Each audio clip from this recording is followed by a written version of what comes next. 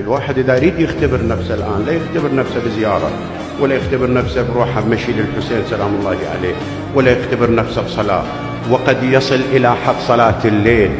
خليه يختبر نفسه بالدولار. إذا انعرضت عليه الرشوة خليه يشوف روحه عنده دين يقدر يثبت بمكانه.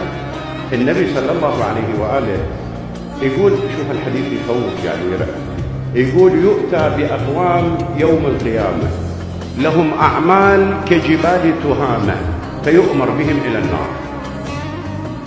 يقولون المسلمين يا رسول الله ألا يصومون ألا يصلون؟ قال لا، يصومون ويصلون ويقومون هزيعا من الليل. ربك هل يقوم هزيع من الليل؟ يعني أنت مو تستصغر نفسك أمامه.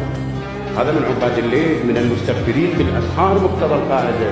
يقولهم النبي لا، يصومون ويصلون ويقومون هزيعا من الليل لكن يؤمر بهم إلى النار. لما يا رسول الله؟ قال لأنهم مع كل هذا العمل الضخم كجبال تهامة إذا تراءى لهم أمر من حطام الدنيا وثبوا إليه.